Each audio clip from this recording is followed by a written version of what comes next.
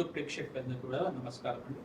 నేను పాలపర్తి గురునాథ శర్మ జ్యోతిషం వాస్తు సిద్ధాంతిని. మీకంతా కూడా గోచారరీత్యా గ్రహాల యొక్క స్థితిగతి కలియిక అంతా కూడా విశ్లేషణ చేయడం జరుగుతుంది. ప్రధానంగా చూసుకుంటే ఈ రోజున మనం చెప్పబోయే విషయం ఏంటిదంటే, ప్రధానంగా భూమి లాభాలు కలగాలన్నా, భూ సంబంధమైన వ్యాపారాలు అంతా కూడా అభివృద్ధి కలగాలన్నా, ప్రధానంగా మీకు ఏదైనా స్థలం కానీ మరియు గృహం కానీ, అంటే ఫ్లాట్ కానీ మీకంతా కూడా అమ్మకం చేయాలన్నా ఎటువంటి పరిష్కారాలు ఆచరించాలి. శీఘ్రంగా మీకున్న ప్రాపర్టీ ఏమైనా సేల్ చేయాలన్నా కానీ అదంతా కూడా మొండి ప్రాపర్టీ లాగా ఉంది, ఎంత ప్రయత్నం చేస్తున్నా కానీ ప్రాపర్టీ సేల్ కావట్లేదు అని చెప్పేసి అనుకున్నా కానీ, భూ సంబంధమైన తగాదాలు కానీ ఉన్నా కానీ ఎటువంటి పరిష్కారాలు ఆచరించాలి. భూ సంబంధమైన వ్యాపారాలు లాభాలు గణించడానికి మీరంతా కూడా ఎటువంటి పరిష్కారాలు ఆచరించాలి. గోచారించే ఎటువంటి లాభాలు కుదురుతాయి. ప్రధానంగా చూసుకుంటే గ్రహాల యొక్క స్థితిగతి అంతా కూడా ఈ రకంగా మీకు అనుకూలిస్తుంది. మేషాది ద్వాదశ రాశుల వాళ్ళకి ఈ రకంగా అనుకూలిస్తున్నాయి తెలుసుకోవడం జరుగుతుంది. ప్రధానంగా మీరంతా కూడా చేసుకోవాల్సింది ఏంటంటే, ఈ యొక్క సుబ్రహ్మణ్య స్వామి వారి ఆరాధన విశేషంగా చేసుకోవాలి. వారాహిదేవి ఆరాధన విశేషంగా చేసుకోవాలి. ప్రధానంగా చూసుకుంటే లక్ష్మీ కుబేర శాంతి నమాది కార్యక్రమాలు చేసుకోవడం వల్ల ఆర్థికంగా అష్టైశ్వర్య ప్రాప్తి కలగడానికి ఆస్కారం ఉంటుంది. విపరీత ధనయోగం, ధనలాభం సిద్ధించడానికి ఆస్కారం ఉంటుంది. విశేషంగా ఇప్పుడు వచ్చే దీపావళి తర్వాత విశేషంగా మహాలక్ష్మి అనుగ్రహం వల్ల స్థిరాస్తి లభించడానికి కానీ, భూ సంబంధమైన లాభాలు అంతా కూడా సిద్ధించడానికి, గృహయోగం సిద్ధించడానికి, సొంతిల్లు లభించడానికి, విశేషంగా మేషాది ద్వాదశ రాశుల వాళ్ళకి అఖండ రాజయోగం సిద్ధించడానికి ఎటువంటి గ్రహాలంతా కూడా అనుకూలంగా ఉన్నాయో తెలుసుకోవడం జరుగుతుంది. పరిష్కారం కూడా చెప్తాము.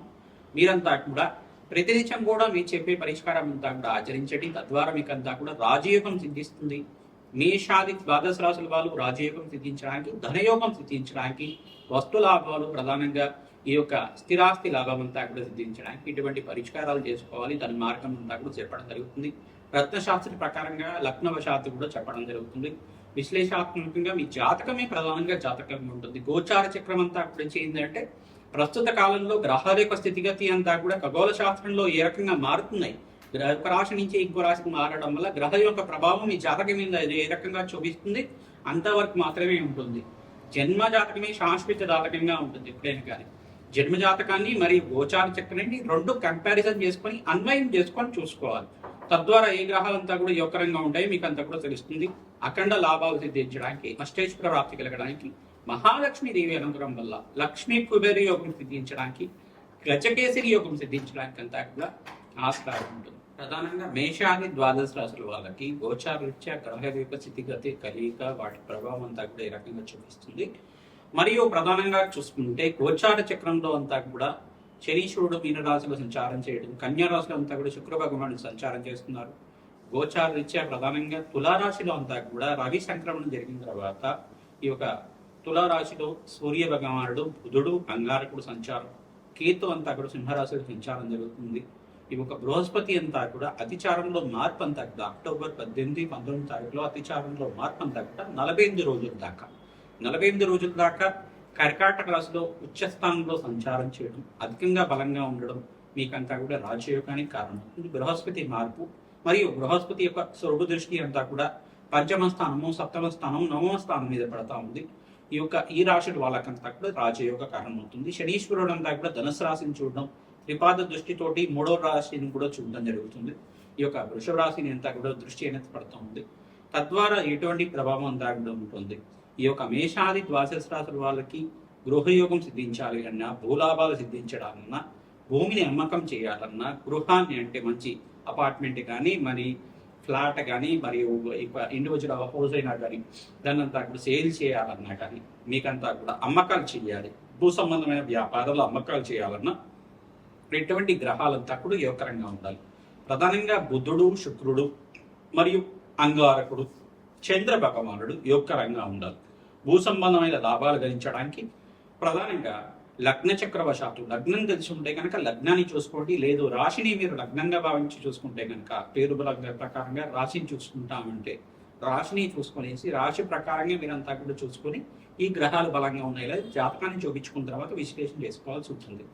ప్రధానంగా లగ్న చక్రవశాత్తు కానీ, రాశి లగ్నవశాత్తు కానీ, రాశి నుంచేనే కానీ ఈ యొక్క పంచమ స్థానం ప్రధానంగా చూసుకోవాలి. మరియు చతుర్థ స్థానం భూమి సంబంధమైన వ్యాపారాల గురించి, భూమి లాభాల గురించి చెప్తూ ఉంటుంది, స్థిరాస్తి గురించి చెప్తుంది. ప్రధానంగా చతుర్థ స్థానము, పంచమ స్థానము, ద్వితీయ స్థానము, అష్టమ స్థానము, నవమ స్థానము, దశమ స్థానము అంతా కూడా చూసుకోవాల్సి ఉంటుంది.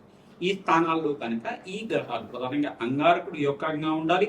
భూ సంబంధమైన భూమిత్రుడు కావాలన్న అంగారక గ్రహం అంతా కూడా యొక్కరంగా ఉండాలి. కుజభాగం నుండి యొక్కరంగా ఉంటే భూమి లాభాలు సిద్ధించడానికి ఆస్కారం ఉంటుంది.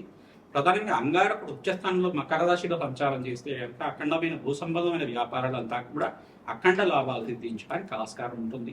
ప్రధానంగా ఇక్కడ బృహస్పతి కూడా యోగకరంగా ఉండాలి. శుక్రుడు కూడా యోగకరంగా ఉండాలి. బృహస్పతి కూడా రాజయోగ కారకుడు. శుక్రుడు అంతా కూడా భోగభాగ్యానికి అధిపతి. మంచి రిచ్ లైఫ్ లీడ్ చేయడానికి ఇస్తూ ఉంటారు అనమాట. అఖండమైన రాజయోగాన్ని ఇచ్చే గ్రహంగా మారడం జరుగుతుంది. ఇక్కడ శుక్రుడు భగవాన్ నీచ స్థానంలో సంచారం చేస్తున్నారు కావున ఎప్పుడైతే కనుక శుక్ర భగవానుడు కొంచెం స్వరాశిలో తురాశిలో ప్రవేశం చేస్తారో మీకు అంతా కూడా మేషాది ద్వాదశ రాశుల వాళ్ళకు కూడా అఖండ లాభాలు సిద్ధించడానికి ఆస్కారం ఉంటుంది. అష్టేశ్వర ప్రాప్తి కలుగుతుంది. అంగారకుడు కూడా ప్రధానంగా స్వరాశికి ఇక్కడ వృశ్చిక రాశికి మారడం వల్ల 45 రోజుల తర్వాత మీకు అంతా కూడా జోకరంగా ఉంటుంది. ప్రధానంగా ఎటువంటి పరిహారాలు ఆచరించాలి, భూమిని అమ్మాలన్నా కొనాలన్నా ఎటువంటి పరిష్కారం ఆచరించుకోవాలి, పరిష్కారం అంతా కూడా చెప్పడం జరుగుతుంది. భూ సంబంధమైన తగాదాలు కానీ, కోర్టు కేసులు కానీ, ల్యాండ్ డిస్ప్యూట్స్ కానీ, ప్రాపర్టీ ఇష్యూస్ కానీ ఏమైనా ఉన్నా కానీ సంప్రదించండి. మీకు జాతకం చూసి విశ్లేషణ చేసుకుని పరిష్కారం అంతా కూడా మీకు యజ్ఞ హోమాది కార్యక్రమాల వల్ల చేయడం జరుగుతుంది. ప్రధానంగా రత్నశాస్త్ర ప్రకారంగా కూడా చెప్పడం జరుగుతుంది. యంత్రము, మంత్రము, తంత్రంతో మీకంతా కూడా పరిష్కారం చేయడం జరుగుతుంది.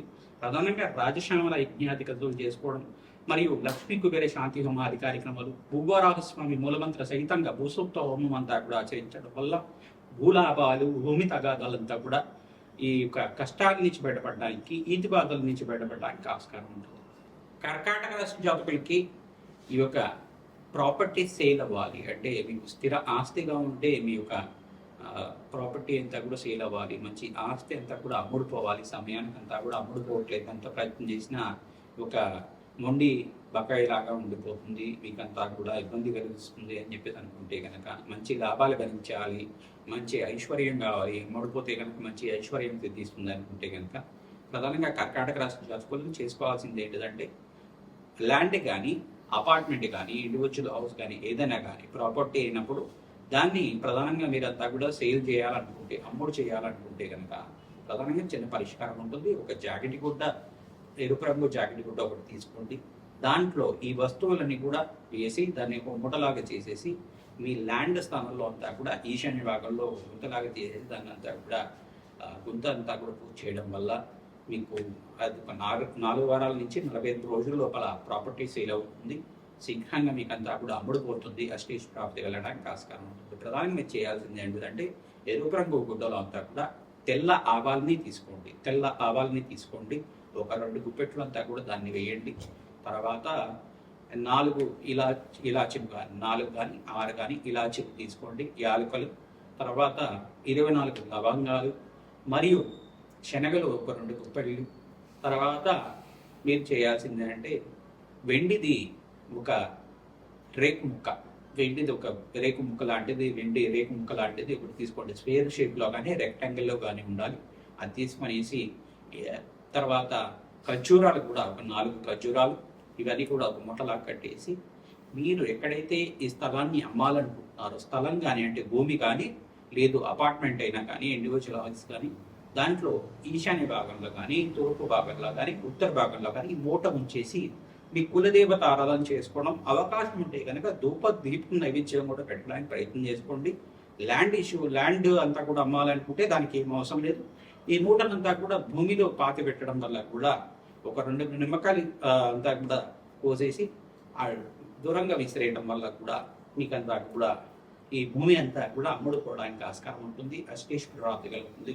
మీకంతా కూడా శీఘ్రంగా ధనయోగం సిద్ధించడానికి, అనుకున్న దానికన్నా రెట్టింపు అమ్ముడుకోవడానికి ఆస్కారం ఉంటుంది.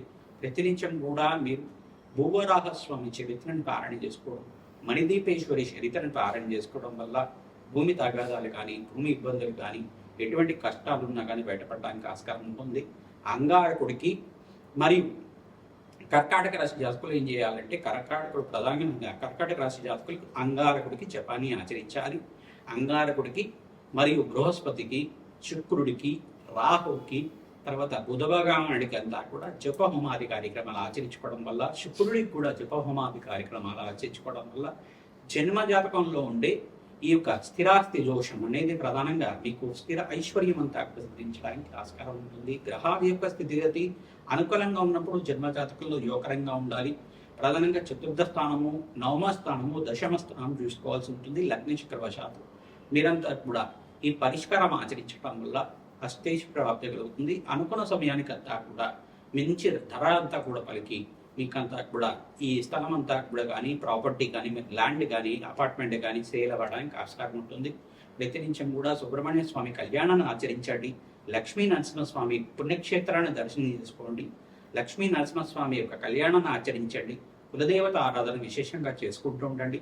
గోమాత సేవను చేసుకోవడం వల్ల శీఘ్రంగా మీకంతా కూడా మంచి ప్రాపర్టీ సేల్ అవ్వడానికి, మంచి భూ సంబంధమైన లాభాలంతా కూడా సిద్ధించడానికి ఆస్కారం ఉంటుంది. అష్టైశ్వర్య ప్రాప్తి కలుగుతుంది.